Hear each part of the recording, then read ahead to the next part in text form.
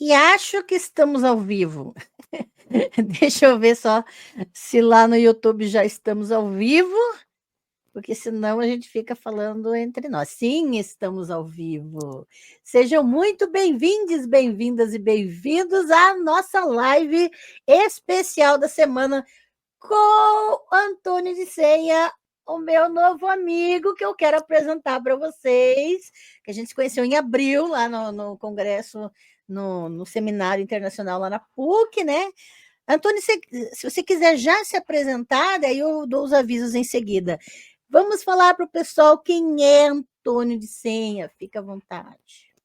Boa pergunta, né? A gente falando de si sempre fica perdido. Eu sou um incomodado, acima de tudo, com as coisas que eu estudo. Então, o meu interesse fica muito mais na área de letras, né? Minha formação é em letras em inglês, mas a minha área grande de atuação é letras como um todo. Eu tenho um grupo no CEBI, Centro de Estudos Bíblicos, em que a gente faz aulas de hebraico, né? Eu acho tão ruim falar eu dou aula de hebraico, porque nós construímos juntos a aula de hebraico sempre, né? E a gente ensina um pouquinho, aprende um pouquinho também, mas enfim, formalmente eu dou aula de hebraico no CEBI, né? Eu dou aula de português para estrangeiros, eu dou aula de inglês, mas isso não é letras, né? Letras é pensar a relação entre discurso e poder, principalmente para mim, e o meu foco vem sendo nos últimos anos assim pensar de que maneira o discurso religioso se emiscui com o poder, né? Sim. Essa ascensão da extrema direita ultra religiosa que não é sobre os evangélicos, é sobre a instrumentalização desse discurso evangélico para fins de poder de uns poucos que nem acreditam, né? Então, de que maneira essa teologia é instrumentalizada para fins políticos ali de um grupo muito pequeno, por exemplo, isso é uma coisa que me incomoda bastante, e eu tento fazer sempre um diálogo entre letras aí e o que a gente chama em letras de pós-estruturalismo, depois a gente pode pensar sobre isso, mas como que eu posso pensar a partir do olhar da linguagem pós-estruturalista para os escritos do Marx, principalmente, e dos marxistas que vieram na sequência, e como que isso joga luz para mim nas questões, então, do discurso e do poder ali, das assimetrias, sobretudo, né, das assimetrias de poder na religião e política, assim, nessa interface. Muito bom. Isso é maravilhoso. A gente começou a conversar no seminário, né? Lá na PUC, e nos intervalos a gente, né, trocava uma ideia. E foi assim muito massa, porque ao mesmo tempo a gente estava analisando o que estava sendo dito lá no seminário e as pesquisas, né? E muita coisa a gente não tem como não associar com as realidades de quem tem a hegemonia nas pesquisas científicas dentro da universidade, em relação aos próprios textos bíblicos, em relação aos achados arqueológicos, em relação aos discursos religiosos, né? Eu fico extremamente incomodada em alguns momentos e fiquei feliz que não era só eu que estava incomodada. Então, foi massa, e a gente já trocou uma ideia depois também, então eu fico bem feliz. Você é muito bem-vindo aqui no canal, tá? Sinta-se em casa, fique à vontade, não tem censura aqui, e é importante que a gente se jogue mesmo para trocar uma ideia. E eu quero agradecer quem está ao vivo aqui com a gente e também quem vai assistir depois, porque as lives ficam gravadas, gente, não se preocupem, depois vão na playlist Só Lives e tem tudo gravadinho para vocês, todos os conteúdos aqui do canal. Quero agradecer também aos novos membros do canal, nós tivemos dois novos membros que reativaram uma membresia, o Maneiteísta e o Wallace Cruz, que reativaram a sua membresia no Espaço das Deusas. O Espaço das Deusas é a comunidade de membros aqui do canal.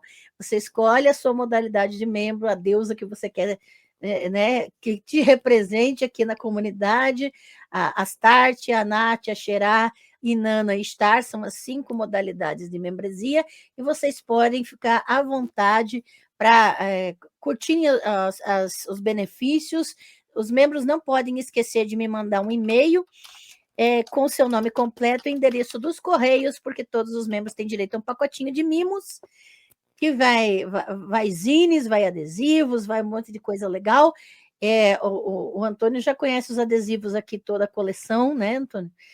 Já tenho todos, maravilhosos.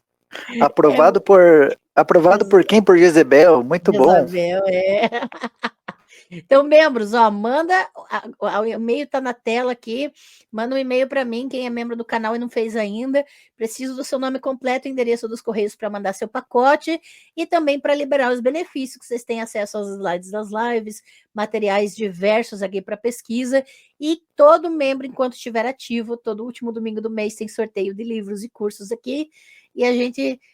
todo mês 3 membros são sorteados, tá? Muita coisa massa. Esse canal dá livro físico de presente, sim. É para isso que nós estamos aqui também. Deixa eu só ver o comentário. Virgínia Souza. Boa tarde, professores. Adoro essas lives, são muito enriquecedoras. Aprendo muito, me direcionam em tantos pensamentos. Obrigada. Ah, que bom, Virgínia.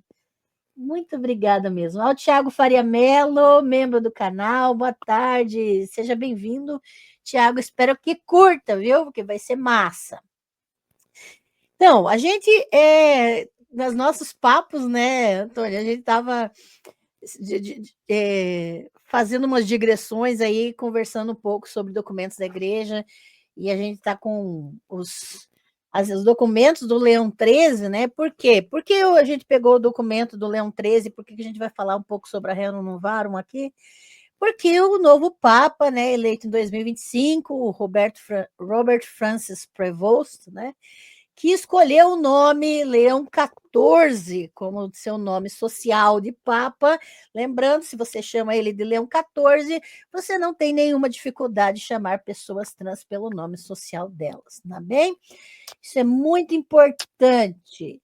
Hashtag fica a dica, né? Que chama de Leão XIV, então pode chamar qualquer um pelo nome que sua escolha. E aí a gente precisa lembrar que quando alguém escolhe o nome do Papa, né? O Papa, a primeira pergunta que fazem para ele quando ele é eleito é qual o nome que ele vai adotar. Quem não assistiu Conclave, né?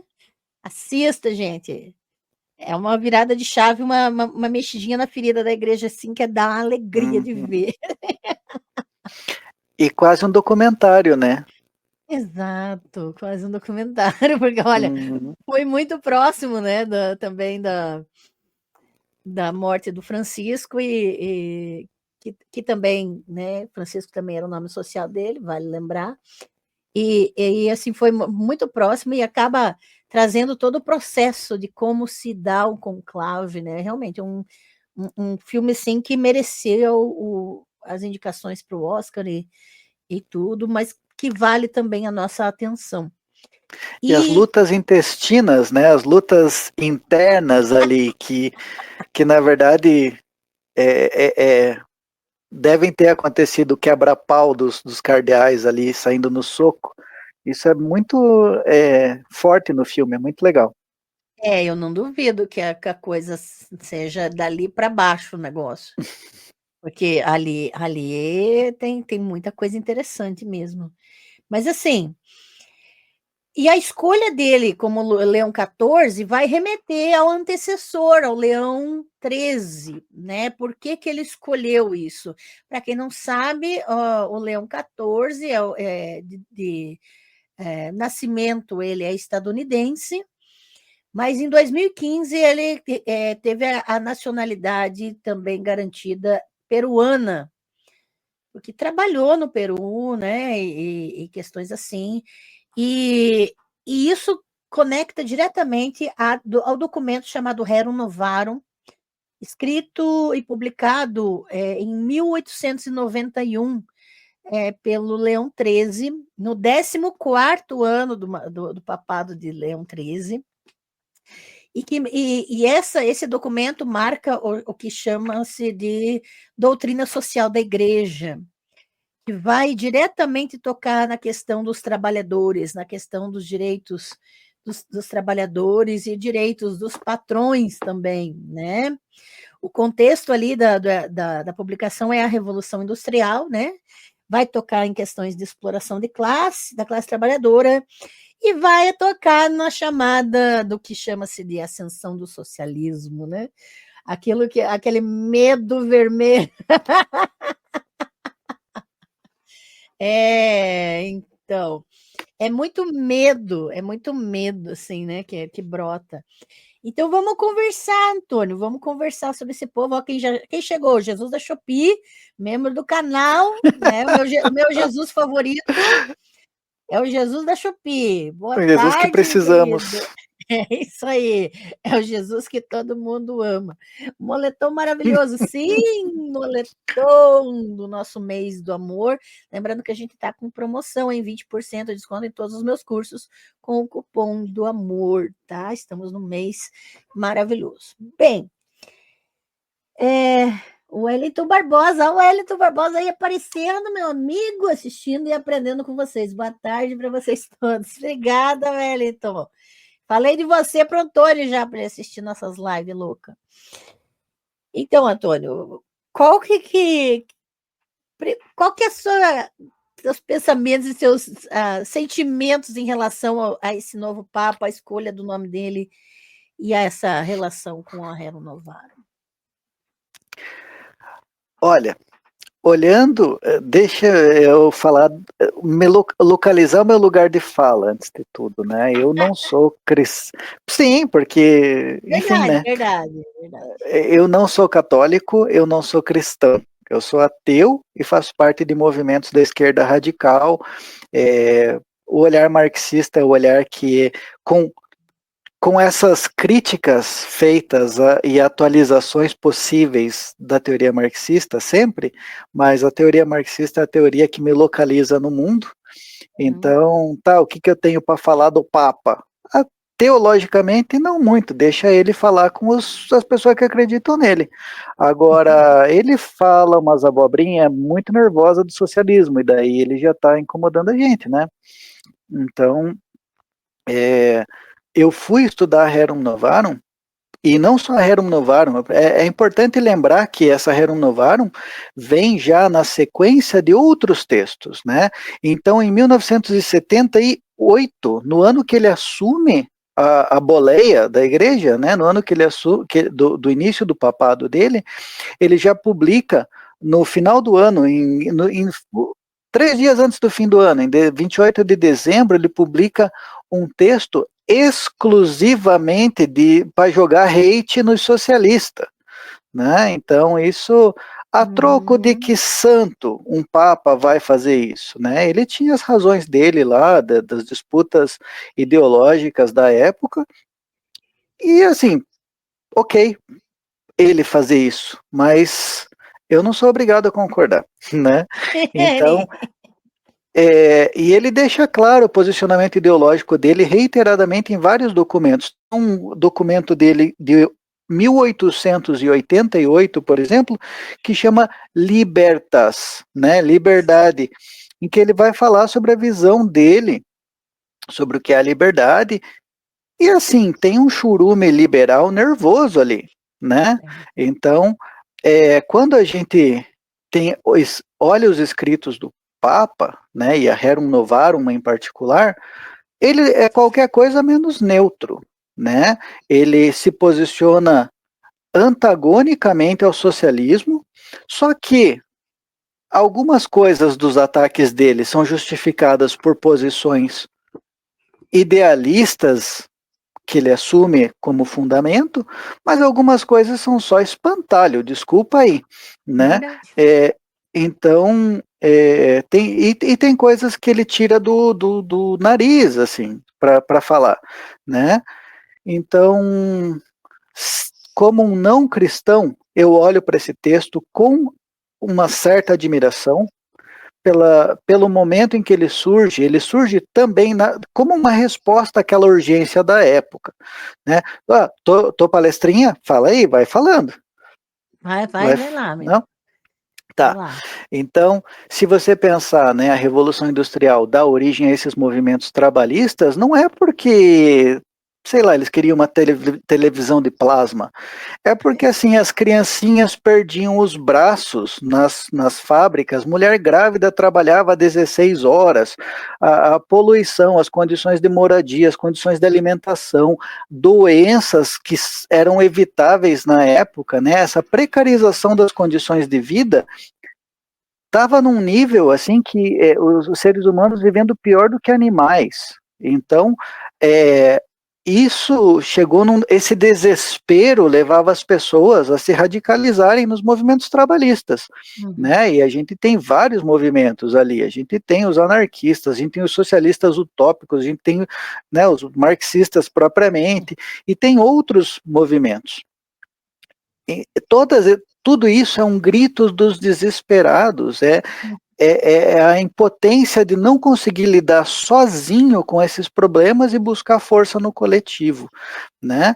Então, a Rerum Novarum surge também desse contexto, né? E também como uma necessidade da Igreja Católica de justificar a sua existência ali e oferecer algum bálsamo para essa dor, alguma resposta para essa urgência, ou ia todo mundo virar socialista mesmo, porque e não porque adorava Marx, as pessoas muitas vezes não tinham nem acesso aos escritos, mas é porque o chicote batia nas costas, né? As pessoas morriam de coisas evitáveis, a vida humana deixou de ter dignidade, então foi uma necessidade histórica da igreja também.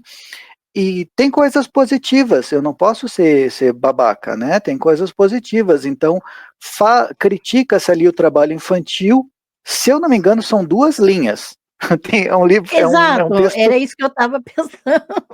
é um texto gigante, dá até preguiça de ler, e tem 2 linhas falando sobre trabalho infantil, mais ou menos do ponto de vista de alguém que reclama disso. Tipo, olha, a criança só deve trabalhar quando a criança tiver desenvolvida, o que é bastante debatível e subjetivo, o que é a criança desenvolvida. Mas é melhor do que dizer assim, deixa as criancinhas brincar, trabalhar lá e perder os dedinhos, entendeu? Então, a ideia de que a criança precisa se escolarizar e precisa estar plenamente desenvolvida para poder fazer um trabalho, está ali. É só isso que fala, mas já é um avanço, né? E uma chancela da luta dos trabalhadores, ainda que assim, legitimando de alguma forma as associações profissionais. Nossa. Embora tenha uma coisa assim de tipo, nós defendemos o direito dos humanos, né, do homem, e é bem sexista assim, né, do homem, a mulher, dane-se, né, então o direito do ser humano de se juntar aos seus iguais para buscar condições melhores, mas tem uma piscadinha assim, ó, tipo, desde que não seja com os comunistas, sabe, tipo uma coisa assim. Sempre dando, né, a deixa ali. Fazendo assim, né, tipo, né, e alguns outros pontos. Então, eu vejo com bons olhos alguns pontos disso, né, e outras coisas me dão câncer. Uhum. Exatamente. Lembrando que o fato de ter havido esse documento, só para vocês saberem, a gente tem ele à disposição numa coleção da editora Paulus. Esse é o volume Documentos de Leão XIII, tá? Dos documentos da igreja. Então, esse aqui são vários documentos do Leão XIII. A Rerum Novarum está entre a 419 e a 461. Então, ele é um documento, ele não é tão longo assim, mas mesmo assim ele dá uma canseira, porque ele tem umas questões aqui que são intragáveis, né? E lembrando que não é porque teve instituição dos direitos trabalhistas posteriormente, instituição os próprios sindicatos desde a época e tudo mais, que hoje não existem trabalhadores vivendo de forma precária, insalubre e doentia. Tá? Então, existe ainda trabalho escravo no Brasil, existe ainda muita luta nesse sentido, e as coisas não melhoraram 100%. E não é porque a maioria, não sei o quê. Não, a maioria está ferrado hoje em dia mesmo no trabalho, porque é escravo dos valores dos seus patrões, e a gente está vendo cada vez mais a terceirização, a uberização do trabalho, e cada vez mais essa perda dos direitos que foram lutados para serem adquiridos por muito tempo, né? Então a gente tem que ter noção da realidade para falar sobre algumas questões também, né? E é Vide a importante. reforma, posso interromper só para lembrar Claro. da reforma trabalhista do Michel Temer, né? A quantidade o retrocesso que foi, todo mundo fala do Bolsonaro, o Bolsonaro foi horrível e foi incompetente, mas a verdadeira maldade para mim, isso é bem pessoal meu, nunca vi ninguém falar disso. Para mim, muito pior do que a incompetência do Bolsonaro foi a eficiência do Michel Temer passando a reforma do ensino médio, a reforma da Previdência foi no Temer, não Eu sei não se foi, lembro, mas, isso eu não lembro. né, mas a reforma trabalhista, né? Então, esses retrocessos das garantias e dos direitos da classe trabalhadora são marca do vampirão, né? Então, isso precisa ser Bem lembrado também lembrado, no contexto bem mais lembrado. local. Mas devolvo a palavra, desculpe, Ângela. Não, tranquilo. Pode sempre que lembrar de alguma coisa, é legal para a gente manter o pensamento, para não perder o pensamento, pode interromper tranquilamente. O Thiago Faria Mello fez um comentário interessante. Só fala que a esquerda está feliz com isso, ou seja, com esse Leão 14, né? Eles só esquecem que a mesma Rerum Novarum foi inspiração para o fascismo de Mussolini, Franco e Salazar e nosso Estado Novo. Algo de errado não está certo. Algo de errado não está certo. E lendo o texto, né? Inclusive, apresentar aqui eu estava lendo ontem um artigo que é desse ano, que saiu no St. Louis University Law Journal, né? O que a Rerum Novarum fez e o que ela não fez pelo movimento trabalhista americano. Então é um recorte mais específico da realidade estadunidense, americano, aqui leia-se imperialista, né? E, aliás, né, também embarcando na tua lembrança de que as condições dos trabalhadores ainda estão precarizadas, trabalhador, organize-se, ok? Né? Ninguém vence o jogo sozinho. O neoliberalismo quer que você lute sozinho porque é muito mais fácil de te vencer. Organize-se em coletivos. Não precisa ser um partido político, mas um sindicato, uma associação de bairro, qualquer rolê, mas não lute sozinho, ok? Voltando aqui a esse documento, as conclusões desse documento são bem interessantes, porque elas falam que, se por um lado, deixa eu ver aqui, se por um lado, para os sindicatos, para as lideranças dos sindicatos no século XIX e XX, a Rerum Novarum foi uma ferramenta poderosa para lembrar aos trabalhadores que o Santo Padre apoiava salários justos e condições de saúde dos trabalhadores, né? Ao mesmo tempo, para os líderes de negócios, para, leia-se, capitalistas aqui, donos dos meios de produção, no jargão marxista, né? Se tornou uma ferramenta poderosa no descrédito, em desacreditar o socialismo e julgar e classificar as demandas como materialistas e ateístas, em muitas das vezes, na luta dos movimentos trabalhadores, né? Então é uma faca de dois gumes aí que a gente tem. Com certeza. Né? Assim, vamos começar do começo. Deixa eu só ver o comentário aqui, porque o pessoal... A Mari chegou, membro do canal. Boa tarde, querida. Seja muito bem-vinda. Aqui, ó, o Jesus da Shopee. Não só a perda dos direitos, mas a romantização do workaholic. como se você fosse um tremendo preguiçoso por não querer trabalhar até morrer. Essa é a mentalidade atual mesmo. Ai da gente se posta um vídeo fazendo uma brincadeira, uma coisa divertida. Nossa, não trabalha? Nossa, o que está Trabalha enquanto eles acontecendo? dormem. Estou apoiando ela e ela está brincando com a máquina de bichinho, né? Que nem eu. Olá, Leandro Tois, era católico, lendo as encíclicas da igreja sobre a doutrina marxista, notei que são espantalhos muito disseminados pelos liberais mais rasteiros, argumentos ridículos. É bem isso, né, Antônio, que a gente vê aqui na Rerum É isso Novarum. aí, camarada Leandro. É a coisa de o tempo todo os socialistas são os bandidos. Então, basicamente, a ideia aqui as mesmas falácias que hoje a gente ouve nos videozinhos do TikTok ali, de que o socialista quer pegar o seu iPhone, quer pegar a sua casa, quer pegar o seu carro, está aqui. O Leão 13 descreve exatamente isso, que os trabalhadores vão perder suas coisas se eles caírem nessas artimanhas dos socialistas, né? Então, é nesse nível, o fantasma está descrito nessa encíclica, com detalhes. Pode falar. E eu acho, em certa medida, isso é muito natural, né? E isso também fica claro nesse documento que eu falei, Quod Apostolici Muneris, ou Apostolite, depende do latim que se usa, que começaria na página 40 desse livro que a Ângela, não, 37 que a Ângela mostrou. Porque uma das queixas, um dos dodóizinhos do Leão aqui é cuidado com os socialistas, porque eles não respeitam a autoridade sagrada.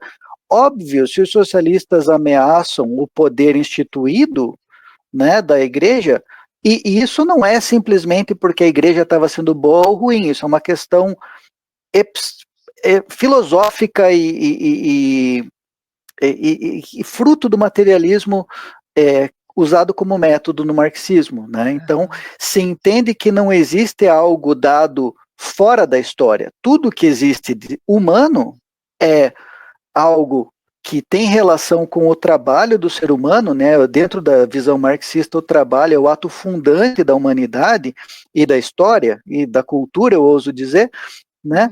Então, todas as instituições são dadas na história e na sociedade, então não tem nada disso de autoridade divina, não sei o quê.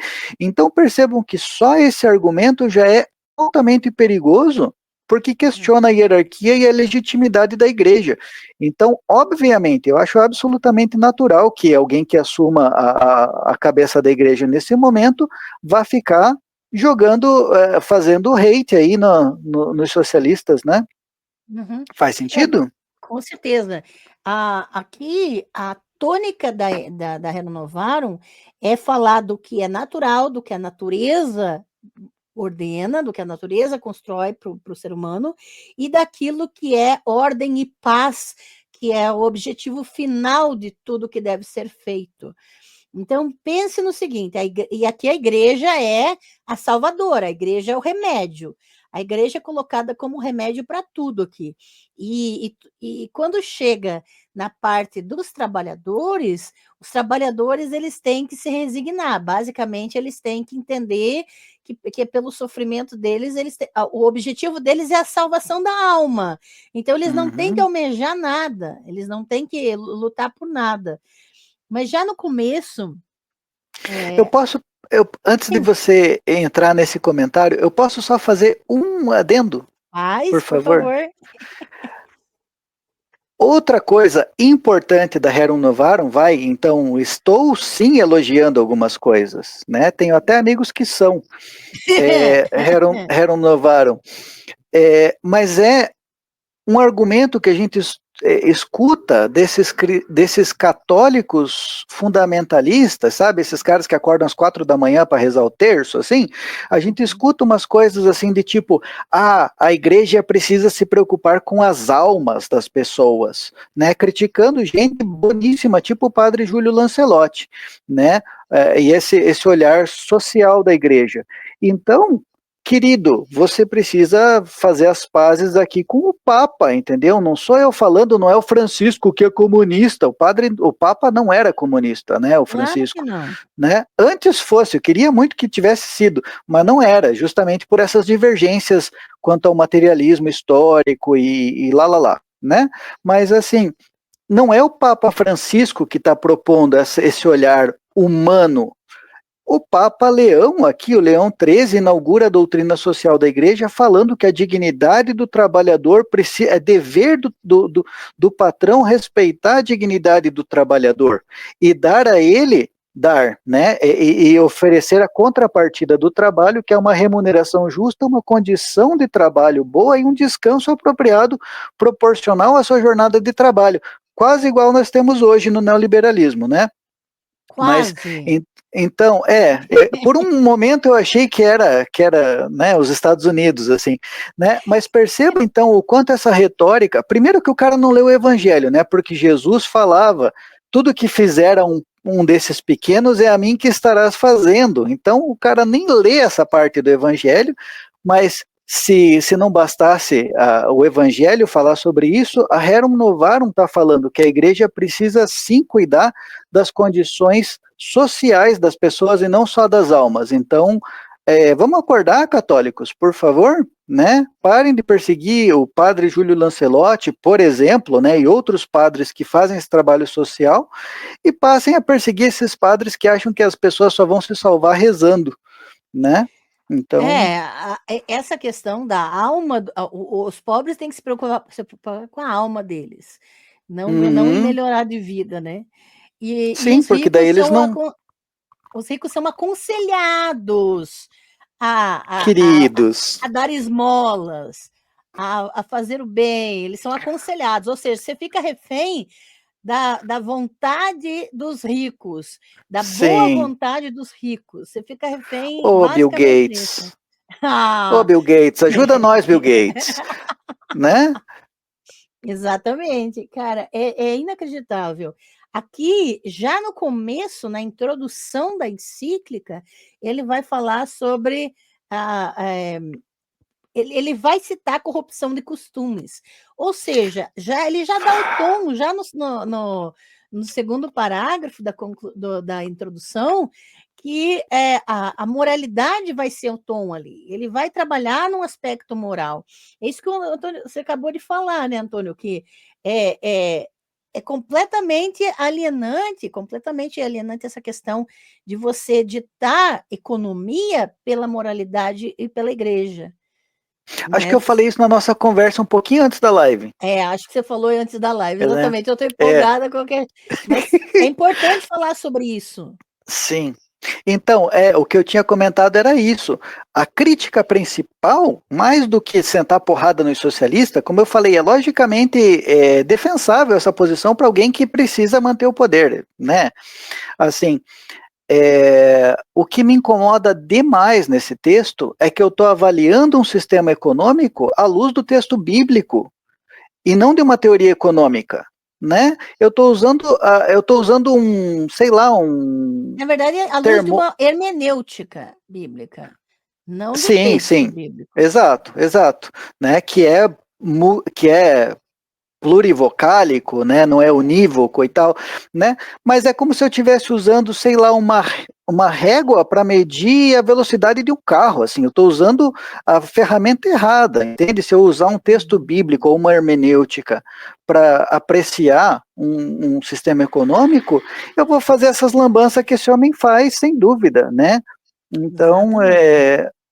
assim, se você quer realmente apreciar isso aí, então qual teoria econômica você vai usar para lançar luz a essa reflexão? Mas não me venha com ter. Por que eu não uso então uma receita de bolo para comentar o sistema econômico? É a mesma coisa, eu estou usando um texto que não tem relação nenhuma, né? Exato. E ainda ele vai citar, ele vai fazer um drama tão grande aqui que ele já dá um tom de um pânico moral no começo. Uhum, Porque ele vai sim. falar que quantos e quão graves interesses estão em jogo aqui. E Então ele estão, e estão, estão, só que né? ele vai citar as questões dos trabalhadores, mas essas questões não são o objetivo principal do texto. Não. É isso que fica, porque você pensa, não, ele vai fazer um documento, ele vai lutar pelo direito dos trabalhadores, pela dignidade e tudo. Ele dá algumas linhas para essas questões, mas isso sempre vai ser enfatizado que não é o principal, que não é a questão inteira. Porque ele vai colocar para o bem da igreja e da salvação comum dos homens. Isso vai ser repetido o documento inteiro. E muitas vezes, quando é necessário um argumento maior, ele manda um belo porque sim, assim, né? Então, é isso, você lendo, com rigor filosófico, você lendo esse texto, você desacredita dele.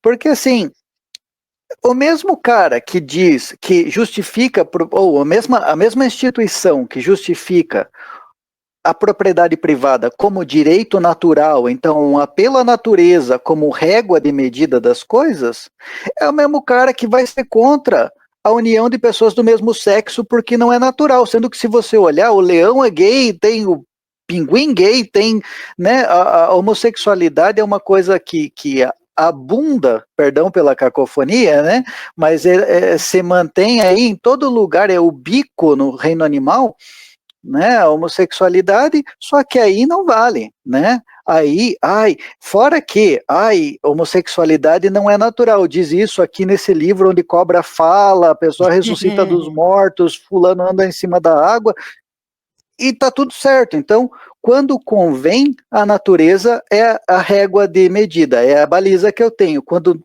não me interessa, dane-se a natureza, isso aí é abominável.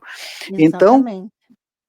Então, essa retórica inconsistente também é marca aqui, né?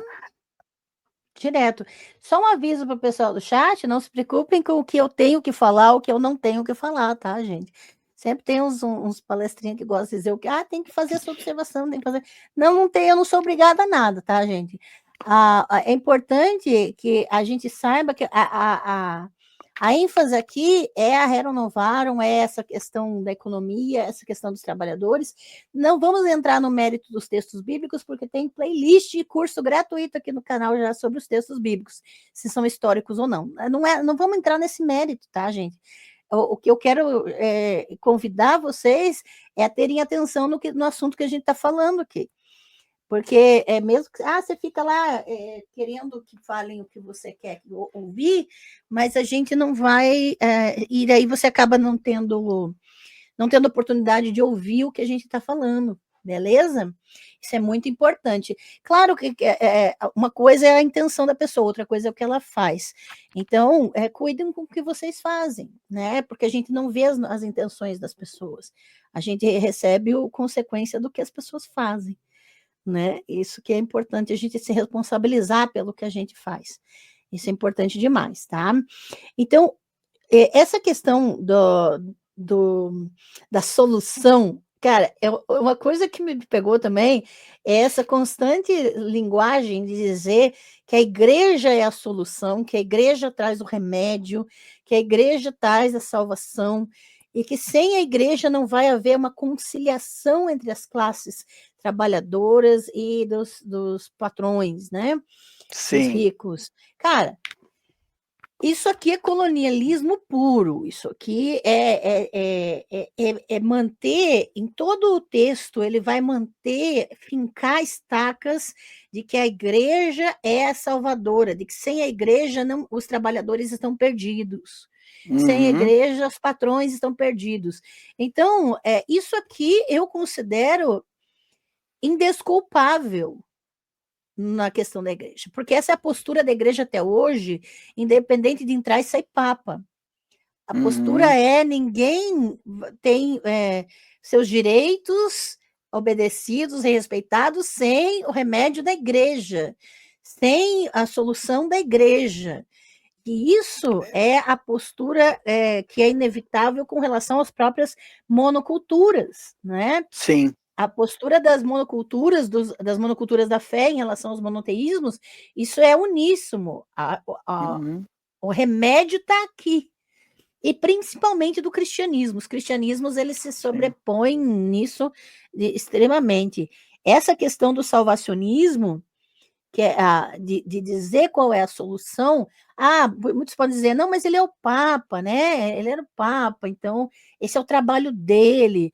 Olha, sinceramente, o trabalho de uma pessoa que quer doutrinar você, que quer salvar você e diz que sabe o melhor remédio para você, sem ter um mínimo de humildade, responsabilidade e conhecimento do que está dizendo, porque o que ele fala aqui do socialismo é Risível. inacreditável. Exato. É ficar quieto. Mas o melhor que essa pessoa pode fazer é ficar quieta e não ficar defendendo esse tipo de coisa. Então, essa postura salvacionista, quando vai falar dos trabalhadores, quando vai falar dos problemas, se colocar que sem a igreja não vai haver essa conciliação, alguém por acaso pediu conciliação entre trabalhadores e patrões? Né? Então, e assim, para mim isso é um grito, é um urro de desespero da instituição, querendo permanecer relevante, numa época em que ela já não era chamada a participar, sabe? O amiguinho que ficou de fora, assim, gritando, mas eu também sei jogar esse jogo, ou tipo, eu jogo melhor, eu sou o melhor goleiro da equipe, nem é. Mas pense assim, a gente vem de um universo histórico onde o hospital e a escola, por exemplo, e as instituições de caridade eram quase que monopólio da igreja, né? E quando não monopólio, elas tinham uma esfera a igreja tinha uma esfera de influência muito grande. E de repente vem esses comunistas otários aí e querem tomar conta de tudo e achar que de repente, lembro aqui, né, o Estado vai depender de 500 coisas teóricas que eu não vou entrar né, não vou debater agora. Vou usar o Lenin como referência, simplesmente. A ideia do Estado e a Revolução do Lenin é que vivemos em uma ditadura dos burgueses. Então seria necessário uma revolução para que houvesse uma ditadura por força, tomada por força do proletariado, e essa ditadura do proletariado gradualmente, e aí tem críticas muito importantes ao trabalho do Lenin, né? Por exemplo, sei lá onde está o livro aqui, depois eu acho. Mas assim, mas gradualmente e naturalmente, segundo Lenin, e eu discordo disso, as classes deixariam de existir, conforme os antagonismos de classe fossem desaparecendo.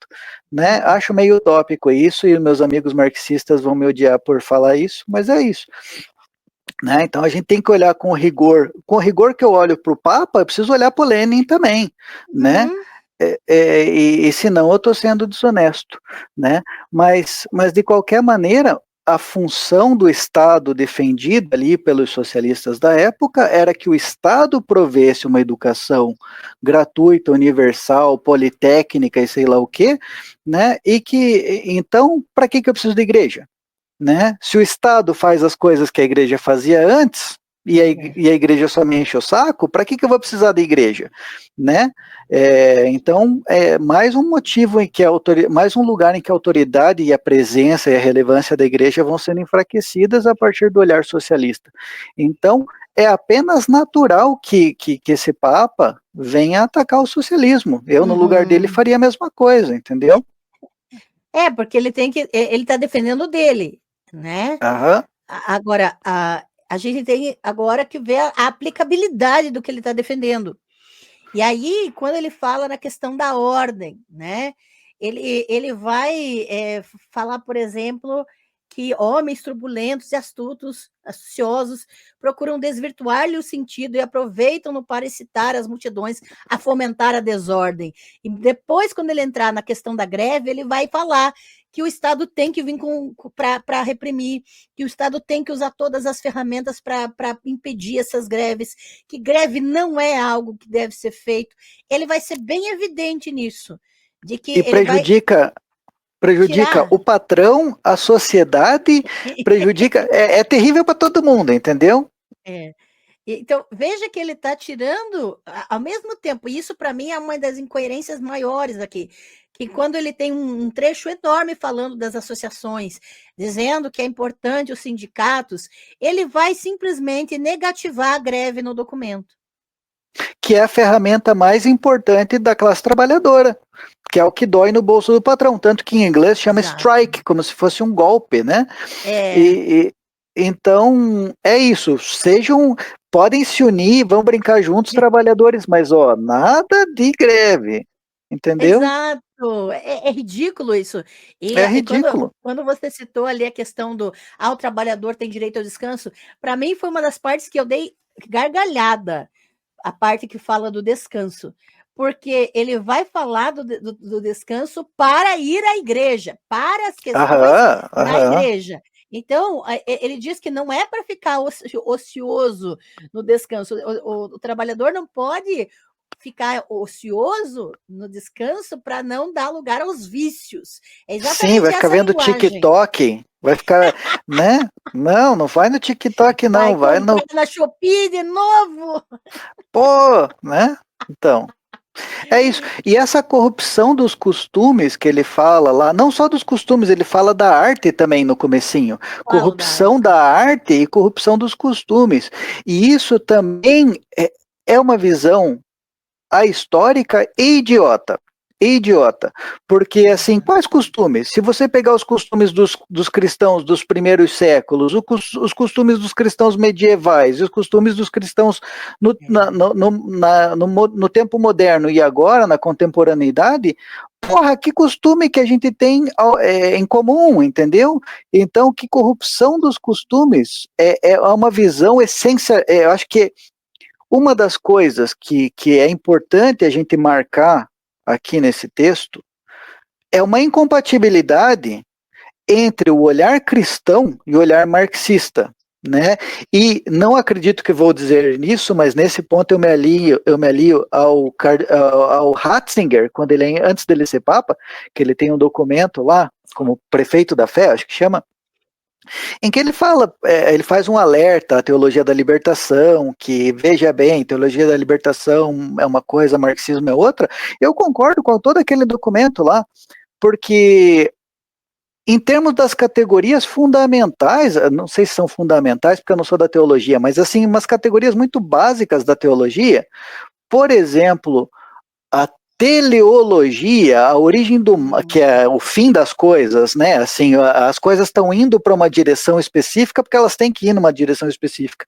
A escatologia, que é o fim das coisas, a origem do mal, N outros problemas, e a ontologia do que é o ser humano. O ser humano, de acordo com o olhar da igreja, é uma coisa, e assim, pegando bem porcamente aqui, pegando bem genericamente, Deus fez o homem para ser o grande guardião da criação e fez a mulher para ser sua companheira submissa a ele, a sua autoridade, né? E eu sei que tem N coisas, tem teologia feminista, tem um monte de coisa que questiona isso, mas estou pegando a versãozinha mainstream aqui. Uhum. Mas, né, quando a gente pega essa definição e essa ontologia, então o livre-arbítrio do homem, as escolhas que ele faz, o desenvolvimento psíquico e emocional do homem, não vem em função da sociabilidade dele, das condições históricas. Não, o ser humano é o mesmo, assim como em Hebreus lá tem uma frase que me dá câncer também, que é Jesus é o mesmo ontem, hoje e sempre, né? Um Jesus fora da história, né? Você tem aqui um ser humano que é fora da história. Então existe uma essência do que é ser o ser humano, e existe uma essência do que é ser o homem, uma essência do que é ser mulher e uma essência do que são os costumes, Exatamente. independentemente da história, né? Então, os marxistas, como materialistas históricos que são, eles vão olhar para a sociabilidade do ser humano como organizada para viabilizar a produção e a reprodução das coisas que vão suprir suas necessidades materiais, né? A Uhum. sociedade se organiza para um fim, e esse fim é atender às necessidades humanas.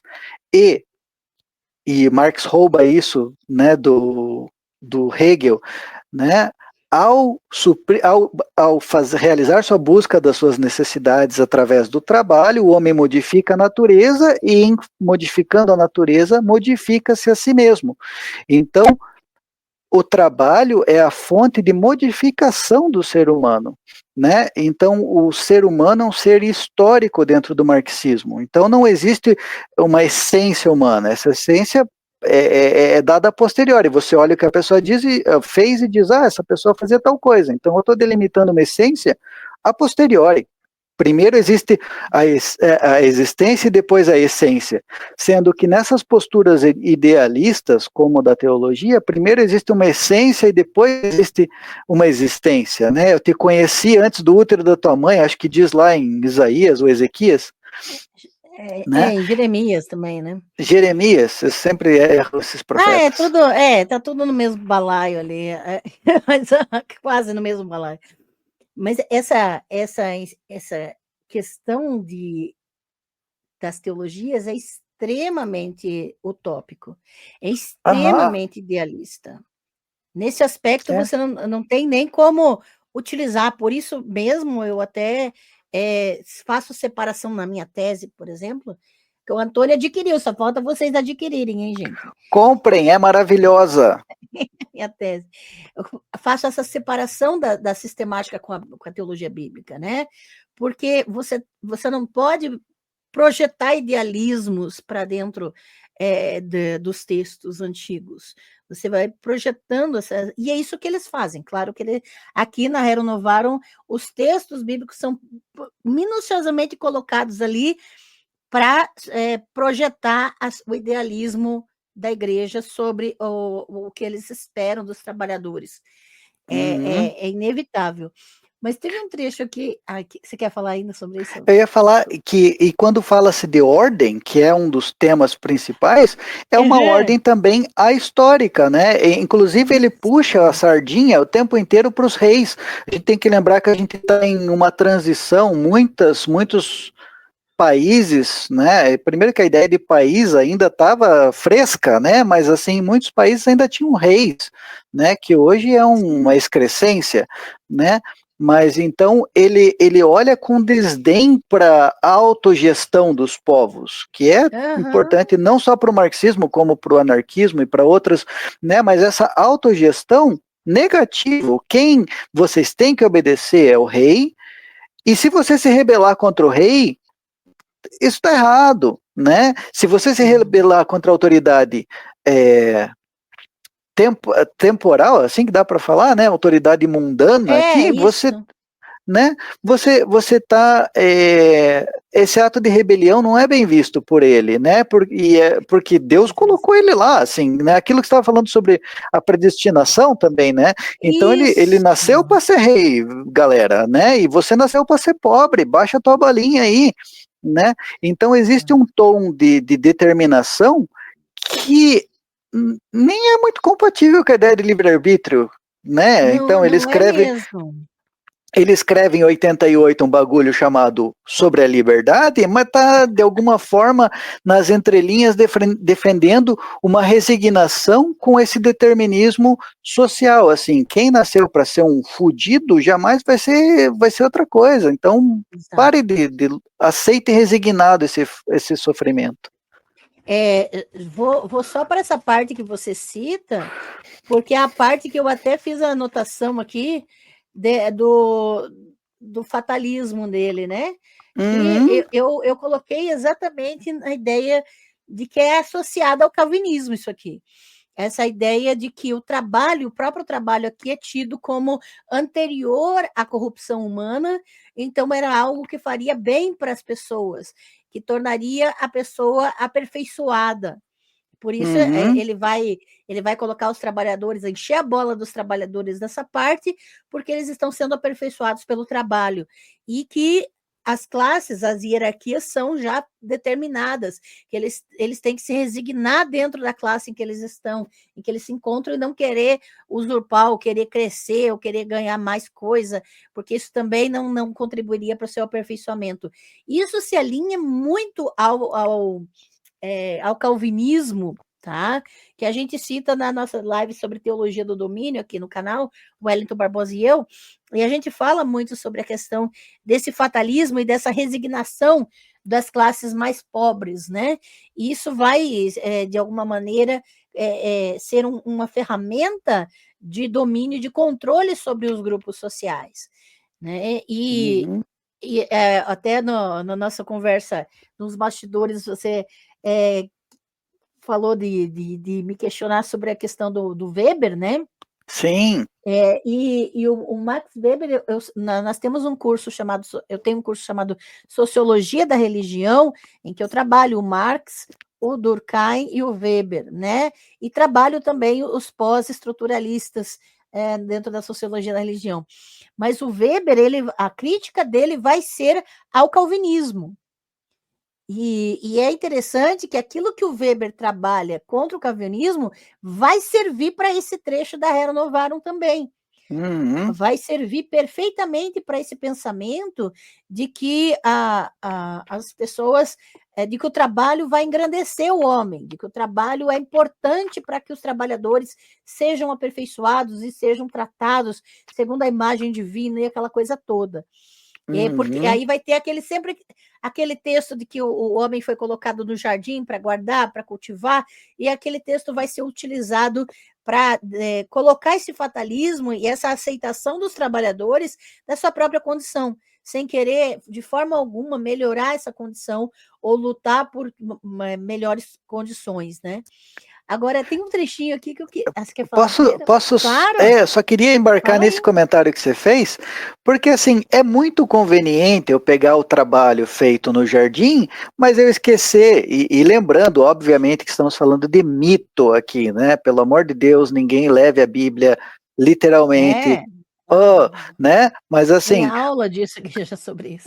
Convenientemente, eu pego a parte do trabalho todo gostosinho antes da queda, mas assim, e a parte que vem na sequência que diz assim, com o suor do teu rosto você vai se fuder trabalhando, né? Então veja o quanto o trabalho poderia ser lido como uma necessidade absoluta e fonte de sofrimento ou agrura, né? Mas aqui, para fins, de novo, de conciliação de classe, que é o tom geral do texto, olha, o sofrimento e o trabalho, eles enobrecem você, sabe? Pare de chorar, né? Então, quando fala, por exemplo, a versão que tem na Santa Sé, a versão que tem online, não tem esses headings, esses nomes de capítulo, assim, mas nessa versão que a Ângela mostrou, tem os nomes, e os nomes são muito nojentos, né? Na página 421 tem assim, parte 1, socialismo, falso remédio. É muito Maria do Bairro o bagulho, assim, sabe? E daí, na parte 2, tem de novo, a necessidade das desigualdades sociais e do trabalho cansativo. Quer dizer, você não é um fudido porque existe uma galera que ganha nas tuas costas, roubando de você o que você produziu. É porque esse é o caminho para o enobrecimento da sua alma através dos sofrimentos, né? Uma salvação pelo sofrimento. Aí tem uma soteriologia carimbada aí que é um lixo, né? E o que eu ia falar sobre isso?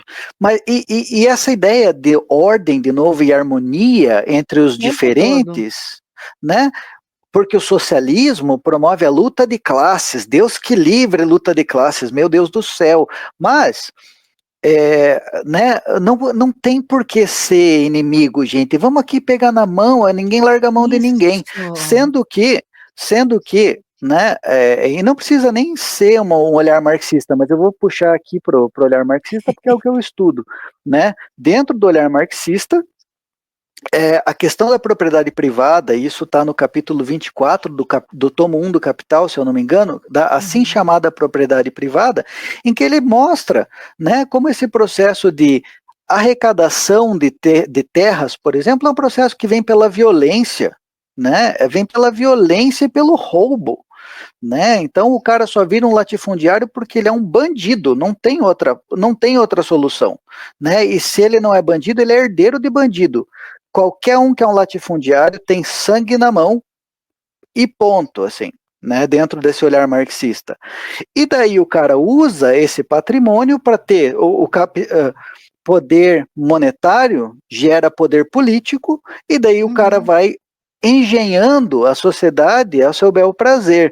Então, dentro do olhar marxista, existem Claro, não é tão simplista assim. O Manifesto Comunista é simplista porque é um panfleto, mas não é tão simplista quanto eu vou colocar. A rigor, tem dois grandes balaios. As pessoas que têm as máquinas e as fábricas e os meios de produção em geral, e as pessoas que não têm. As pessoas que não têm sobrevivem se prostituindo, basicamente, vendendo sua força de trabalho, né? E o argumento do Papa é assim, galera, tudo bem, nós somos diferentes, Deus, em sua infinita sabedoria, concedeu a cada um os dons que ele misteriosamente escolheu, e não é por causa disso que nós vamos se pegar na porrada, certo? Então, dentro da lógica do texto, as classes são destinadas a viver harmonicamente. E dentro do marxismo, são interesses irreconciliavelmente antagônicos. Se eu subo o salário, eu diminuo o lucro. Se eu aumento o lucro, eu diminuo o salário. É irreconciliável. Qual que é a outra opção? Né? Então, isso é mais um ponto de divergência do texto, né?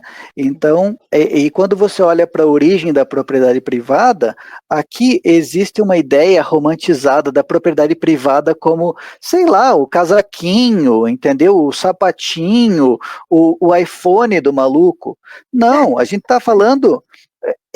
De novo, existe uma ontologia específica do marxismo sobre a propriedade privada que precisa ser contextualizada numa ecologia de outros conceitos, e ele não faz isso, ele só coloca lá a propriedade. Comunistas querem acabar com a propriedade privada, de novo, como se a propriedade privada fosse uma coisa ahistórica, como se a propriedade privada...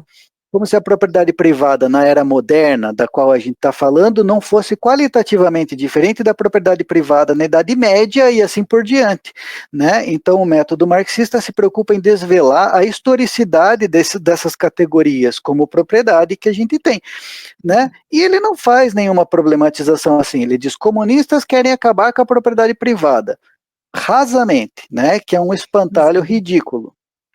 Né? E ele faz isso de uma maneira assim, dizendo que quando ele vai argumentar isso, ele usa os pobres. Ele fala que os pobres vão perder as propriedades deles. Da falácia assim. Ele vai weaponizing, né? Ele vai transformar os pobres em arma para defender que o socialismo vai prejudicar, vai ser horrível.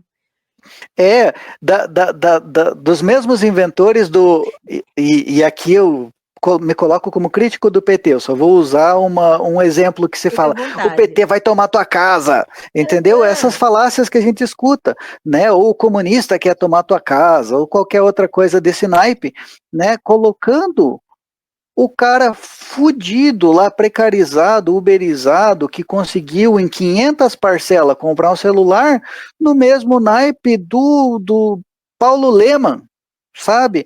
Então, a questão não é a propriedade, não existe uma diferença conceitual no marxismo, ortodoxo ao menos, existe uma tentativa dos comunistas da internet de separar o que é a propriedade pessoal do que é propriedade privada. Então meu tênis é diferente de uma máquina, mas eu confesso que isso não está no texto não, isso aí é um desenvolvimento posterior, ok?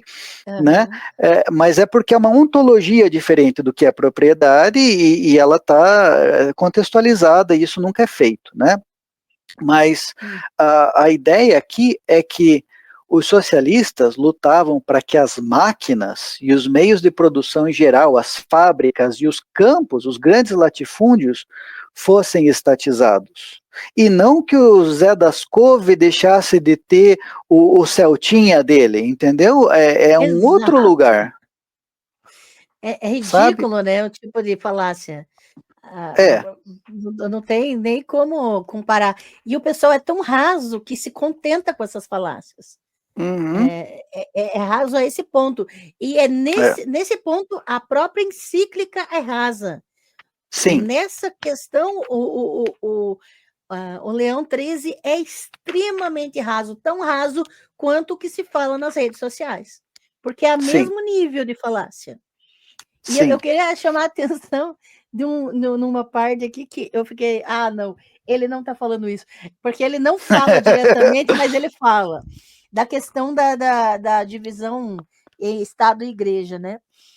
Aham. Tem uma parte aqui que eu achei, não, ele está falando disso, só que ele não não nomeia, né? Não pode ser.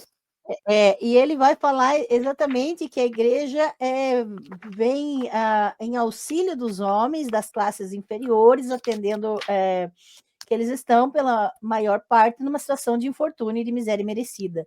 Olha só o que ele fala: o século passado destruiu, sem as substituir por outra coisa, as corporações antigas, que eram para eles uma proteção. Os princípios e o sentimento religioso desapareceram das leis e das instituições públicas. Olha o que ele está falando. O que ele está falando? Ele está falando que antes, quando não havia divisão entre igreja e Estado, então a igreja protegia. Então esse sentimento religioso estava nas leis e era uma proteção para os trabalhadores. Então ele está falando exatamente dessa divisão igreja-Estado. E ele Direito dá a divino. entender, exatamente, o sentimento religioso tem que estar nas leis. É isso que ele está defendendo.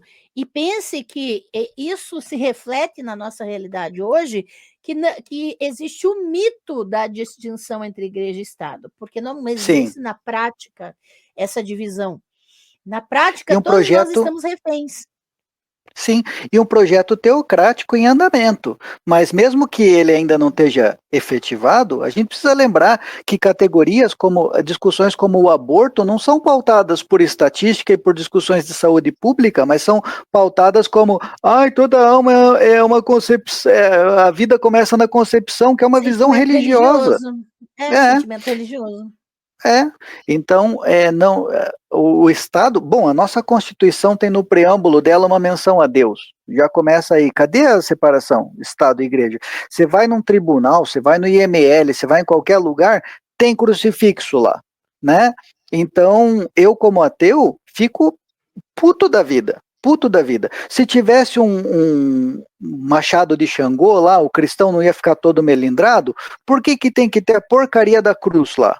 Né? Com todo respeito aos valores, aos bons valores cristãos que algumas pessoas têm, de caridade, de não sei o quê, mas eu estou falando da relação entre política e igreja institucionalizada aqui. Né? Nesse lugar que isso me emputece. Para mim, eu como anarquista, né, eu não entendo caridade, empatia como valor cristão. Isso é valor humano, né? Eles Pois é. só chamam de valor cristão para dizer que alguma coisa é deles. Aham, Mas assim, aham. mas basicamente a gente Mas está lá também. tá, então, exato, só que daí se apropria como se fosse um valor cristão. Mas Sim, não é em cristão, isso não nasceu no cristianismo, né?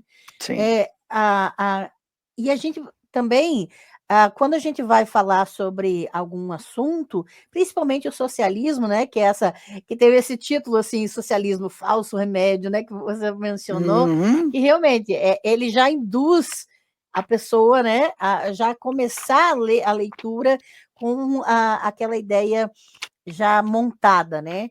E aí o pessoal vai Uhum. falar de experiências. Olha o que aconteceu. Deixa eu pegar esse comentário aqui do Lucas. O que você acha? Então, Lucas Oliveira, em todas as experiências socialistas reais tiveram confisco para além da propriedade dos meios de produção. Pessoas que tinham mais de uma casa, até ele corrige depois, né? Ficaram passíveis de terem essas casas extras confiscadas. Eu não posso ser a voz do éon socialista, né? Eu não posso falar em nome do socialismo, não fui eleito para isso. Mas eu vou falar a minha opinião particular, se isso ferir a sensibilidade das pessoas, eu peço desculpa.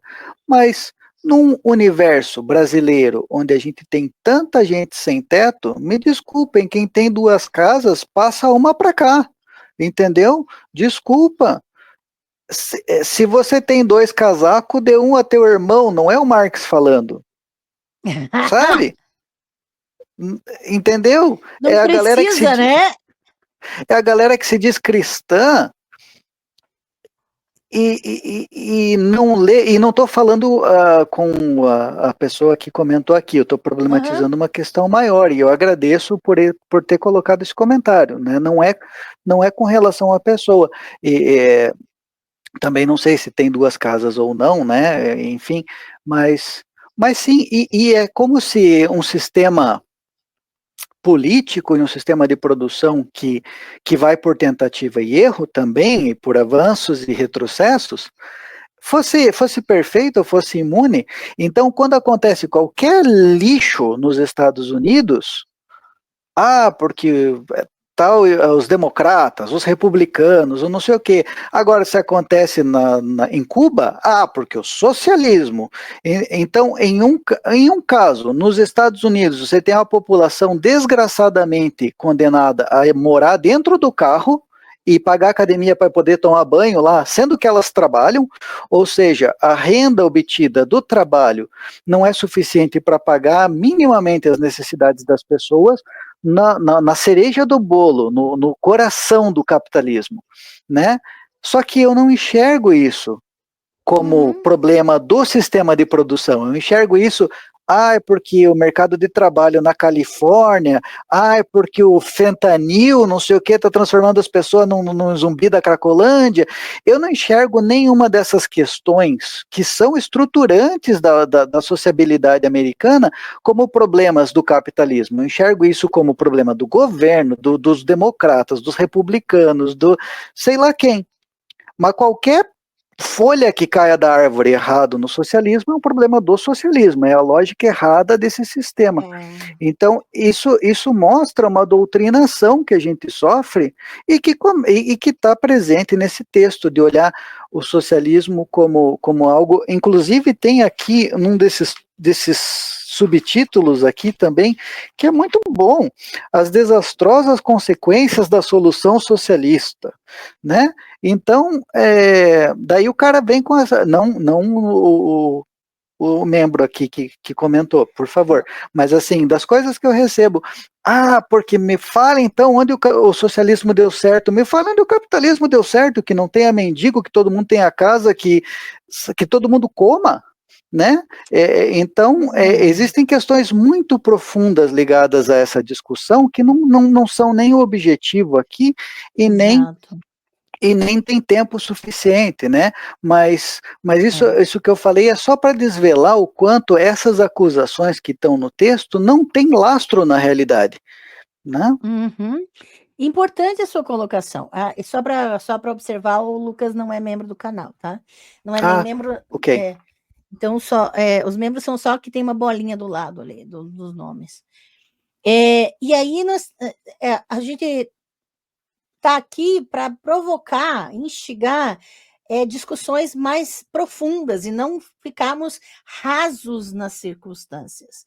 A gente leu esse documento e está conversando sobre ele exatamente para que a gente não fique repetindo o discurso, repetindo coisas que a gente considera como fechadas, sem avaliar os argumentos por trás dessas ideias. E é importante, é para isso que a gente faz aula toda semana aqui no canal, tudo isso, para que a gente tenha capacidade crítica, para que a gente instigue o nosso próprio pensamento crítico em relação àquilo que a gente já tem como certo. A gente ninguém é dono da verdade e ninguém tem condição, por exemplo, de falar é isso e acabou. Né? Até a nossa leitura a respeito aqui do texto, nós dois nos colocamos. Eu sou anarquista. O Antônio é marxista, de método, né? E nós não temos necessidade de estarmos dentro de um sistema para criticá-lo, porque nós estamos vendo exatamente o quão raso está essa leitura em relação às próprias questões da vida dos trabalhadores na própria época em que isso aqui foi publicado. Que foi uma coisa incrível porque estava muito pior, aparentemente, sim.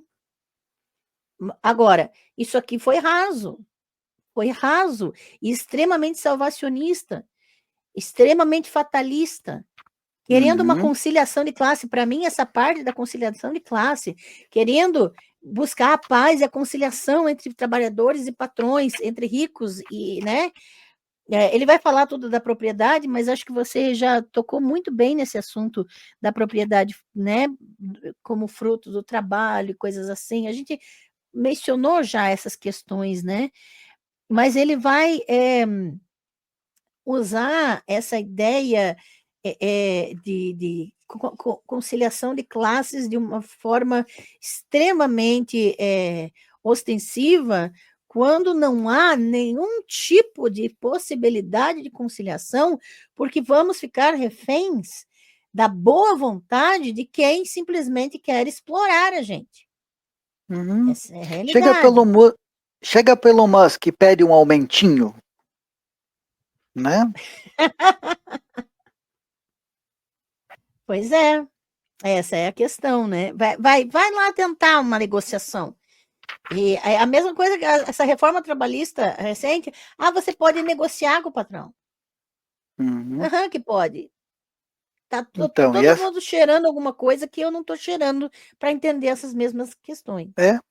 Essa assimetria de poderes, né? Então, é o Davi barganhando com o Golias, só que sem a pedra na mão, né? Exatamente. Você olha para o Golias lá daquele tamanho e diz assim, vamos, né? O Golias olha para baixo assim, né? E diz, você aceita? Né? Então, saída, que negociação é essa?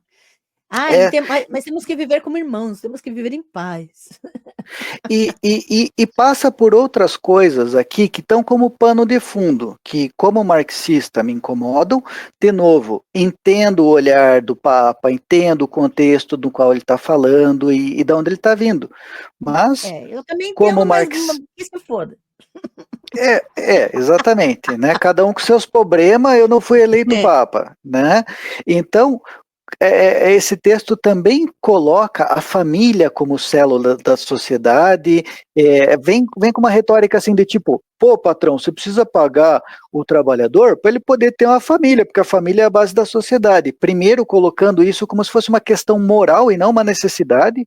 Lembro aqui que, segundo a teoria marxista e segundo o Capital, por exemplo, o trabalhador ganha o mínimo possível para que tenha o máximo possível de lucro para o patrão. Então, eu vou pagar o mínimo que eu consigo pagar para esse cara não morrer de fome e voltar no dia seguinte para trabalhar com eficiência. Essa é a lógica, né? Mas assim, além de tudo, existe uma ideia de que a família é esse locus, a família é essa célula, porque também eu preciso que a mulher não trabalhe dentro dessa lógica para que ela seja a parideira de trabalhadores, né? Então, é uma lógica que reforça o domínio do corpo da mulher e das capacidades reprodutivas da mulher, do trabalho invisibilizado da mulher como cuidadora das crianças, e que ela vai treinar e educar e cuidar e alimentar de graça esse trabalhador em formação, até que ele esteja pronto para entrar no mercado de trabalho. Só que esse custo da mercadoria, força de trabalho, aqui não vai para a conta, não vai para o salário. Então a mulher trabalha de graça, né? Então existe toda uma lógica imbricada como pano de fundo aqui, que é uma lógica de exploração dos corpos, né? Os corpos que trabalham e têm sua produção expropriada pelo dono dos meios de produção. Claro, tudo dentro de uma lógica marxista e socialista aqui, que a igreja não enxerga dessa maneira, ok? Né?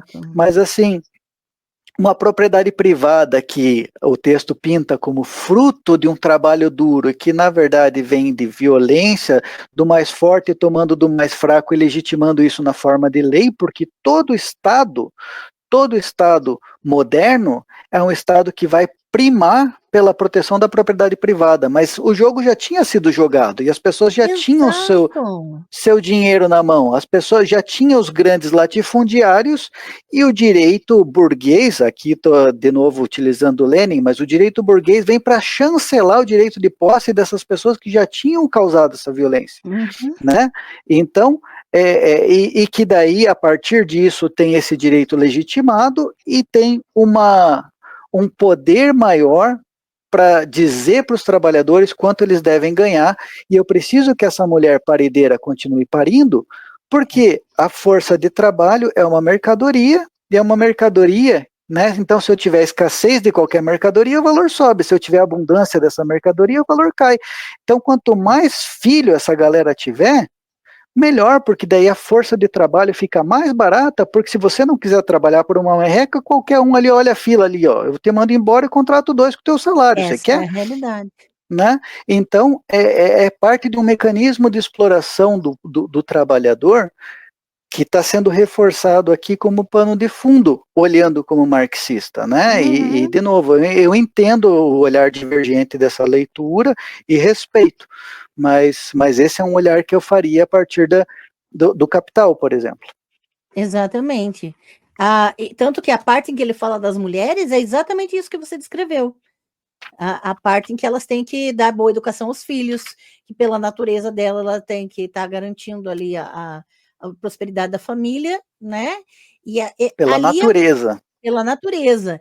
E é interessante que quando ele cita os mandamentos, por exemplo, que os pobres não podem querer o que é do outro, querer ter o que é do outro, ele vai citar Êxodo 20, ele vai citar o mandamento de não desejar, Cobiçar. não cobiçar, ele vai, inclusive, citar que não deve se cobiçar a mulher. Porque, basicamente, só um hashtag fica a dica, os 10 mandamentos é um texto escrito para homens, porque as mulheres eram a propriedade dos homens ali. Sim. Ele era um dos bens que não deveriam ser cobiçados. Então, aqui você não vê nenhuma... engraçado, o povo gosta de dizer que eu tenho que falar sobre que o texto não é histórico, que o texto tem problema, mas aqui ninguém exige que o Papa fale sobre isso, né? Eu acho muito interessante essa parte.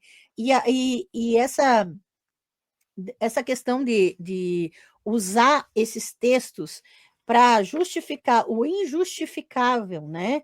Nós vamos ter aqui também... comentaram aqui, mas a negociação é através dos sindicatos. Lembrando que nós já mencionamos que ele fala dos sindicatos, mas diz que greve tem que ser reprimida pelo Estado, e acabou. Né? Então, e você tem não sindicato tem direito. pelego também, né? E tem sindicato pelego. Exatamente, Né? exatamente. Então, o sindicato muitas vezes não representa o interesse do trabalhador, e esse é um problema muito sério, seja no capitalismo, seja no socialismo, no anarquismo, né? Mas existe essa corrupção desses representantes também, e isso é um problema em todos esses sistemas, né? Sim. E aqui ele vai falar da família, tem uma parte enorme que ele vai falar da família aqui, e que o Estado deve intervir só em alguns casos, e que o homem é o que vai ter não somente o papel de chefe da casa, mas também vai ser ele que vai ser o dono da propriedade. O pater famílias, claro. É muito evidente essa questão, e que os filhos são uma extensão dele. É como se não houvesse nenhum tipo de respeito à individualidade das pessoas, né? A questão das greves aqui é enorme, que vai falar dos operários abandonando o trabalho, né? Ameaçando a tranquilidade pública. Sabotando. Ele fala, ele é contra a sabotagem no trabalho. Essa coisa, por exemplo, uma operação tartaruga, quando você não está recebendo teu salário, não pode. Né? Exatamente. Eu acho interessante. E aí tem uma parte que, inclusive, tem o subtítulo, né? Contra a greve. Eu acho que já está bem ali. E de novo, né? Isso, lembrando que isso é uma perspectiva minha, isso é uma leitura da Ângela, né? Uma anarquista, um marxista, e que não fala pela voz, pela Associação Mundial dos Anarquistas e Marxistas, né? A gente existe uma pluralidade de leituras, mesmo dentro desses dois campos, né? E mesmo que você não pertença a esses dois campos, fica o convite, leia e reflita sobre não só a linha no valor de face dela, mas quando aparece uma ideia, por exemplo, de liberdade, de propriedade privada, de família, qual família que está sendo falada? Será que uma família gay, será que uma família que não seja essa família de margarina entraria nessa leitura, né? E lembrando os absurdos, né? Tipo, você tem lá o Abraão fazendo filho na empregada dele, e daí quando nasce o filho de sangue, ele chuta a empregada e chuta o moleque para morrer no deserto, né? Então, quando a gente fala de família de valores bíblicos, qual família que é? Essa do Abraão? Essa do Israel lá, que tem, o Jacó, que tem duas esposas e duas servas que são usadas como úteros úteis também, Isso. né? Então, qual família bíblica que a gente está falando? Quais valores familiares, né? O texto bíblico, não, qual família? A família de Ló, que é um surubão ali, pai com filhas, fazendo crianças, né? Então, quando a gente fala em família e fala de valores bíblicos, quais valores bíblicos? O texto bíblico não traz nenhum modelo de família. Até porque o salvador do mundo seria um cara que tem dois pais, né? Né? Aí já entra numas questões muito interessantes, né? E assim, se você olha da ótica católica, ele seria dois pais com uma mãe que não tem nenhuma atividade sexual. Se você olha do ponto de vista dos evangélicos, você tem dois pais e ainda tem irmãos que são de pais diferentes. Então, que famílias são essas possíveis a partir do texto bíblico e por que a gente acha que família é um pai, uma mãe, heterossexuais, e com uma criança biológica, né? Então, isso é só uma problematização de uma palavra, que é família. E as outras, propriedade, direito natural, essa locução tenebrosa que a gente tem. Muito isso, né? Ordem. Qual ordem? A quem beneficia essa ordem? Né? Autoridade. Quem instituiu essa autoridade? Então, reflitam sobre essas coisas. E se você não chegar na conclusão que a gente chega, que massa, né? Vamos conversar, divida aí a sua opinião conosco, mas assim, se você não se sente confortável de receber a minha opinião ou a da Ângela, por que a do Leão serve? Ah, porque ele é papa, ok, mas qual a qualidade do argumento que ele está usando? Faz sentido? Com certeza, com certeza. Eu li aqui a parte a necessidade do repouso festivo. Para. Claro. Então, assim. Claro, festa de São João. Olha só. Não quer dizer que você deve estar em ócio, né? Então, desculpa, o microfone. Não quer dizer que deva estar em ócio por um longo, né? Ou seja, o trabalhador tem direito ao descanso, mas ao repouso festivo, ao repouso para cultuar o culto devido à majestade divina, né? Ele, sem religião, não tem razão para o descanso. A única justificativa para o descanso que ele dá aqui é a religião. Então você percebe que é uma exploração de todos os aspectos humanos. Sim. Não só o do trabalho. E se você quiser, você lê Paulo nisso. Em Cristo temos o nosso viver e não sei o quê. Muito bem, essa é uma leitura cristã possível. Mas assim, há de convir comigo que, como marxista e não crente nessa verdade, isso para mim é só uma tentativa de se manter relevante e dizer assim, eu que mando nesse negócio aqui, você obedece sem uma justificativa histórica plausível, né? Então, é isso, são ideologias diferentes em combate aqui, né? E como é um texto para católicos, como eu falei, eu tenho pouco a dizer sobre a teologia aqui, mas a partir do momento que há críticas sobre o Estado, sobre o que é família, sobre o que é propriedade privada e sobre o que é socialismo, aí nós não estamos falando de teologia, filho, aí a gente está falando de sociedade, né? E aí eu tenho voz. Faz sentido? Com certeza. Vamos ver os comentários aqui? Boa. E daí encerramos? Isso. Tranquilo. Aqui. Deixa eu ver. Comentários. Deixa eu ver já mais anteriores. Uhum. Mari, eles colocam na cabeça das pessoas que riqueza é um mal, que pobreza é bom, para alienar as pessoas que nunca e nunca buscar melhoras sociais. Exatamente, esse Uhum. sacrifício do pobre, né? O pobre tem que Sim. se sacrificar e coisa assim. Mas uma menção justa seja feita à teologia da libertação, que vai por um caminho diferente também, né? Ainda que projete pobre em tudo, né? Até em textos que não tem Sim, nada. sim, mas já é um olhar diferente disso, né? A partir de Com certeza. Puebla, a partir da localização de uma leitura latino-americana, é um outro olhar diferente, e jogar tudo no mesmo balaio também é uma injustiça, né? É Uhum, qualitativamente diferente. certo. Leandro Torres, a alternativa da Igreja Católica é como está supondo a renovaram, na minha opinião, a sociedade com classes. A Igreja está longe de ser imparcial na sociedade civil. Exatamente. A hierarquia aqui é defendida com unhas e dentes, com tudo que tem direito, com natureza, com Deus, com igreja, com religião, com tudo. Tudo isso é usado para Uhum. manter a hierarquia, para manter as classes, para manter a desigualdade. A desigualdade aqui é como se fosse fatalismo mesmo, né? Tem que ter. É, não balança o barco, né? Mantém o status quo. Exato. O Jesus da Shopee é a tara da igreja cuidar do cu alheio, desde sempre. Não por moralismo, mas porque eles mesmos querem nos foder. Jesus da Shopee falou amém, né? Vou me abster de comentários, que eu trabalho muito com Adoro. a Igreja Católica, ok? Com a teologia da libertação, então,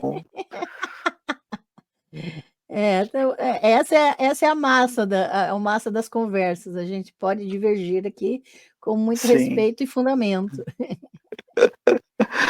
Ai, ai. Ai, Maria, a igreja não vem nos salvar, elas vêm nos devorar, não para de pedir dinheiro.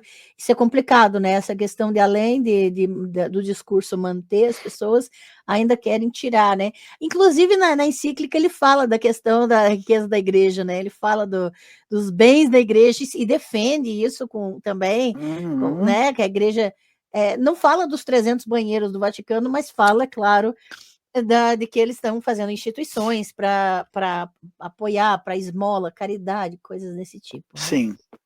E ainda, e é isso, e um discurso claro de que essas coisas deveriam pertencer deveriam ser uma prerrogativa da igreja.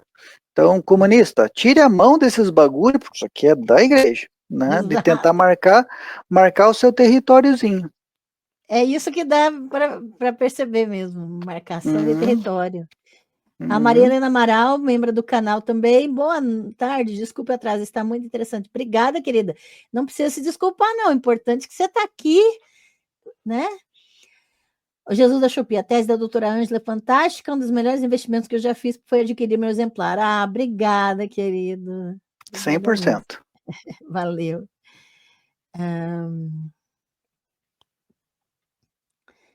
É, aqui, a Mari, ponha-se no seu lugar, fala o determinismo. A questão, né? O pobre tem que se contentar ali, né? É. É um discurso desmobilizante da luta, né? Você pode se juntar com os amiguinhos, desde que você não atrapalhe o interesse do patrão. Basicamente é isso, né? Exatamente. E a Uhum. Mari lembrou do que aconteceu com a Marina Silva, né? A ministra, que um homem Sim, ali na plenário falou, põe-se no seu lugar, né? Isso é extremamente violento, sim. principalmente por desconsiderar toda a realidade em volta dessa circunstância. E que vem de uma leitura fundamentalista, vem de uma fundamentação em Efésios, que é complicadíssima, né? Então, é Exato. isso. É um discurso, o discurso religioso, quando usado sem uma reflexão crítica, ele vai para esse lugar mesmo, né? E não que outros discursos não possam ir também, né? Houve esse comentário sobre as experiências socialistas, erros terríveis foram feitos já nesses experimentos aí Sim, também, né? também por falta de uma reflexão ou né, escolhas teóricas infelizes, né? Então não é porque a gente critica a igreja, que é o foco nesse momento, uma apreciação do documento para bem e para mal. E eu já falei bem do começo, então estou sentando a porrada agora. Mas não é por causa disso que a gente não deve fazer isso com tudo, né? Com tudo.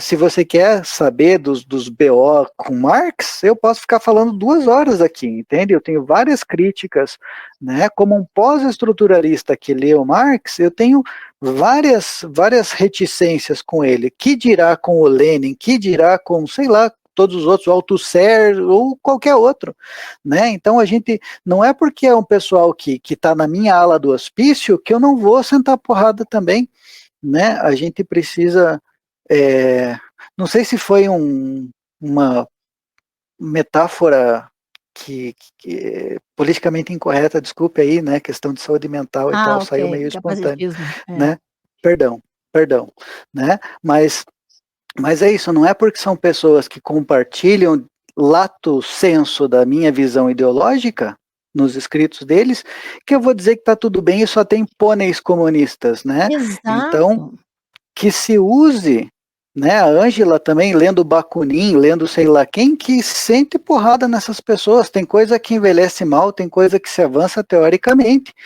e o nosso trabalho tem que ser sempre um trabalho de crítica, de reflexão sobre o que precisa ser deixado para trás e o que vale a pena aproveitar desses escritos, né, e como eu falei, tem coisas muito interessantes na Rerum Novarum, né? Mas assim, vamos localizar ela no tempo, no momento histórico em que ela estava, nos desafios, na coalizão de forças e tudo mais, e a partir dessa localização a gente vê o que a gente consegue aproveitar para agora, mas muito tem que ficar para trás, hein?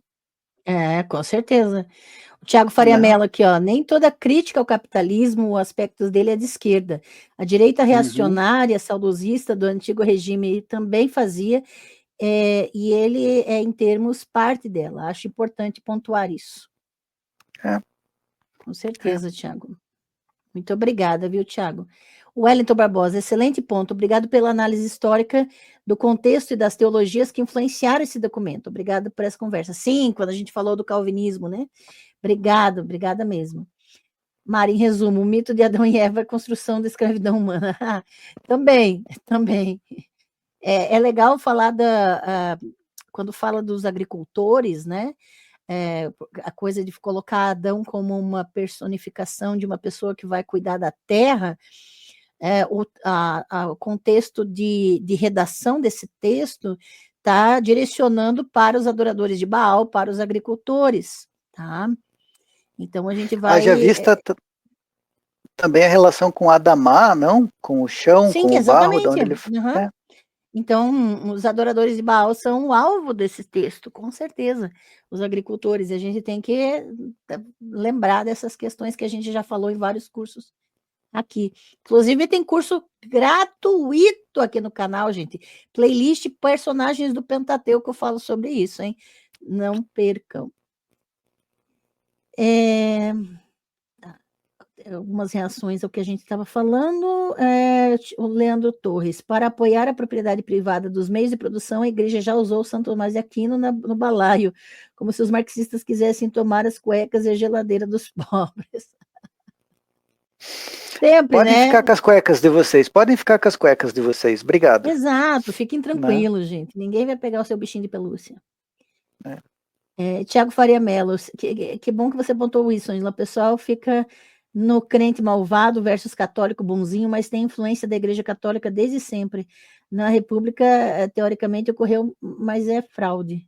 Sim, com certeza.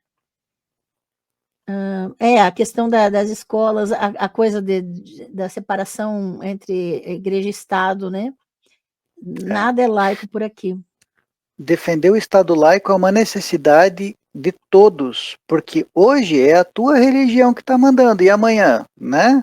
Então, a separação de Estado e igreja é uma necessidade que a gente tem para garantir que nenhum grupo vai ser alvo de perseguição né? Então, a proteção do Exato. direito de todos. É isso. Né? Não tem o que discutir muito, né? Uhum. É. Aqui.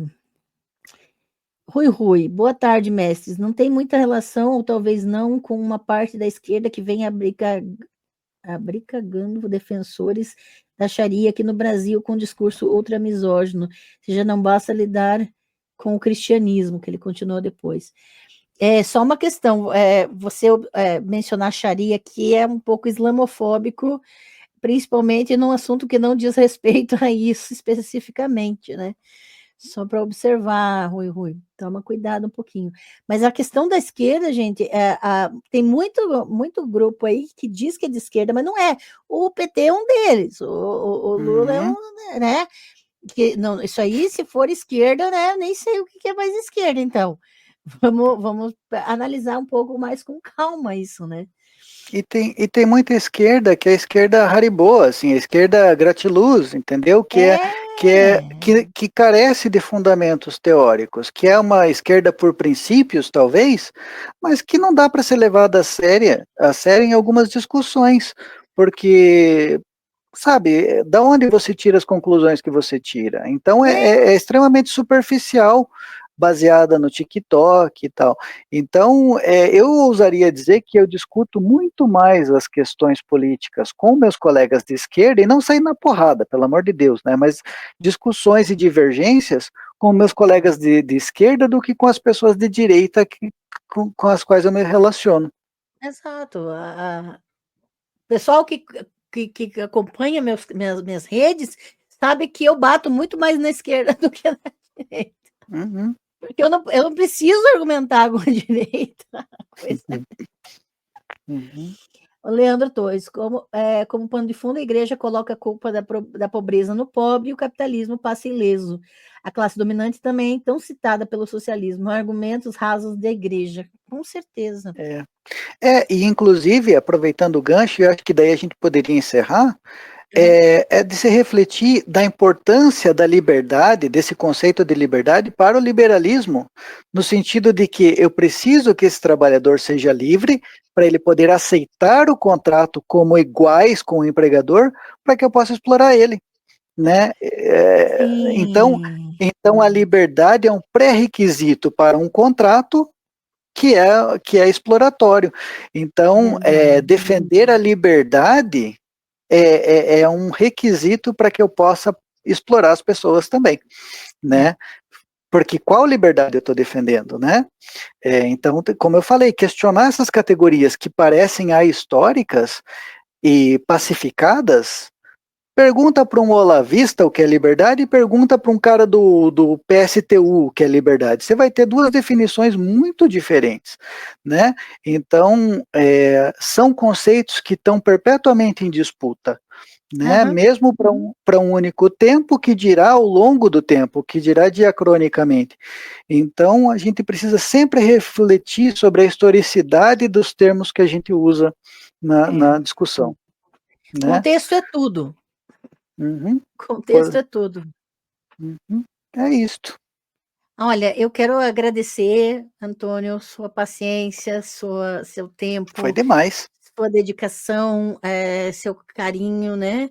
E assim, é muito legal trocar essa ideia com você ao vivo aqui no canal, para mais pessoas terem acesso a essas discussões. Lembrando que o mais importante é a gente refletir sobre os nossos próprios fundamentos, para não repetir erros rasos, erros esses equívocos que desconsideram as pessoas, que desconsideram a vida das pessoas e principalmente desconsideram a realidade terrível do trabalho escravo no Brasil, do trabalho das desigualdades, e terrível também em associar um papa ao progressismo, a dizer que uma estrutura religiosa como a Igreja Católica, como as igrejas evangélicas, vão se dar ao trabalho de abrir a mão do salvacionismo que as constituem para defender a vida inquestionavelmente. Isso a gente tem que começar a baixar um pouco nossas expectativas em relação a estruturas milenares e que não tem essa disposição, né? Faço uma referência ao Bourdieu, né, com a ideia de jogo, de campo e tal, para lembrar que quem está ganhando o jogo não quer trocar a regra, né? Então, se você tem um grupo que é dominante, esse grupo jamais vai querer alterar as regras do jogo para que deixe de ser dominante, né? Então, Exatamente. é isso também que tem que ser pensado.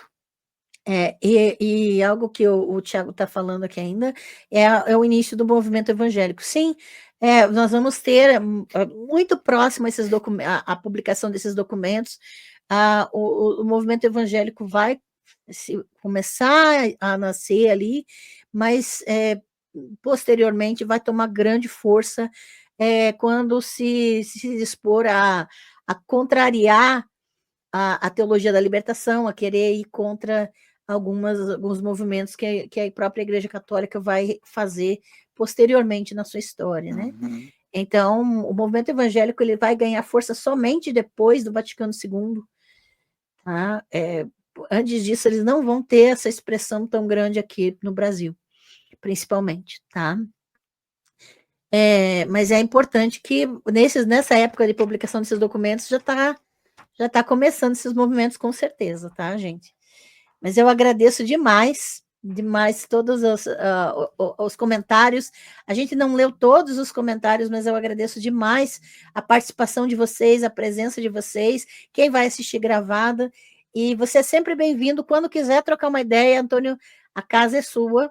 É só dizer, Muito vamos obrigado. conversar sobre isso? Vamos conversar sobre isso.